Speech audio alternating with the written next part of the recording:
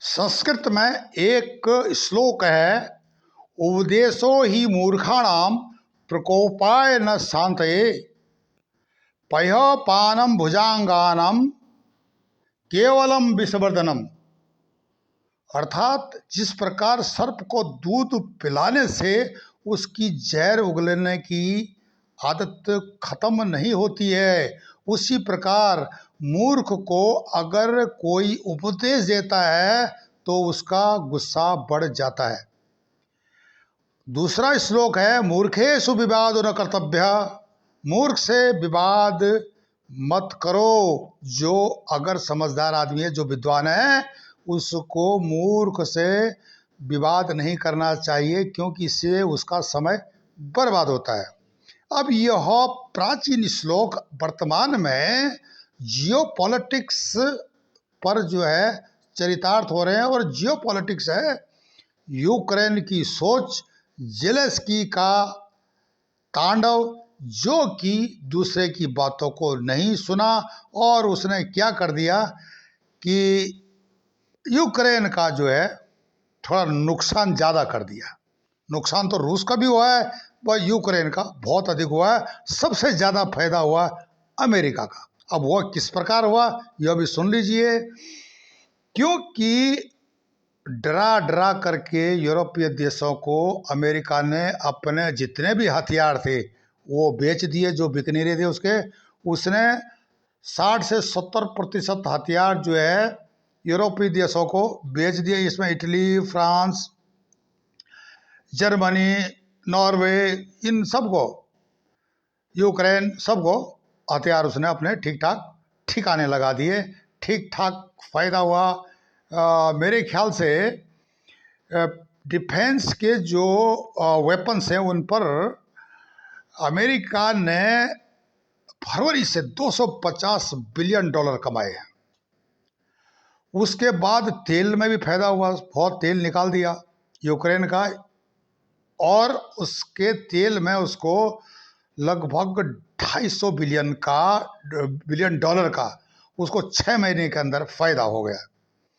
यह खबर मैं अपनी तरफ से नहीं बता रहा हूँ, यह एक इटली का चैनल है और एक इटली का अखबार है, उस पर यह बात पढ़ने को मिली। बात मूर्खों की उपदेश की हो रही थी। उपदेशो ही मूर्खाणाम प्रकोपाय न शांतये पयम पानम भुजंगानाम केवलम विषवर्धनम, या मूर्खेषु विषयो न कर्तव्य मूर्खेषु विवादो न कर्तव्य। तो अब जो विद्वान लोगों को मूर्ख को उपदेश देने से अपना टाइम बर्बाद करना, समय बर्बाद करना होता है। भारत ने भी उपदेश दिया यूक्रेन को, उसके दोस्तों ने भी दिया कि शांति का रास्ता बढ़िया रहेगा और बातचीत का रास्ता सही रहेगा। लेकिन यूक्रेन के जेलेंस्की साहब जो है बिल्कुल जोश में थे और उन्होंने ऐसा नहीं किया। रूस को तो एक घायल शेर की तरह उसने जो है बता दिया नाटो को कि मैं ये हूँ। अब बात जो भी है, देखा अमेरिका ने नुकसान हो रहा है तो वो चालाक लोमड़ी है, उसने फटाफट पाला बदली कर दिया और जेलेंस्की को एक मैसेज दे दिया, भैया शांति बरकरार रखें। इसी बीच जो है जब भारत जेलेंस्की को बार बार अप्रत्यक्ष प्रत्यक्ष रूप से समझा रहा था, तो जेलेंस्की भारत की बात नहीं सुन रहा था और वो शायद नाटो की बात पर अधिक ध्यान दे रहा था। उसको ज़्यादा ही भरोसा था नाटो देशों पर।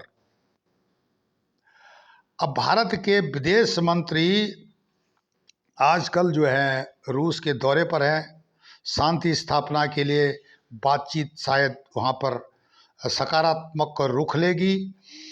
खुद हमारे यशस्वी प्रधानमंत्री माननीय नरेंद्र मोदी जी ने पुतिन साहब को कहा है कि भैया ये जो युद्ध का समय नहीं है, ये सकारात्मक कदमों का समय है और इस पर हमको अमल करना चाहिए। सब घुमा फिरा करके कहने का मतलब है कि लड़ाई बंद करो, और तमाम देशों में, चाहे वो पश्चिम के देशों, पूरब के देशों, चारों तरफ यूक्रेन ने भी इसकी प्रशंसा की थी।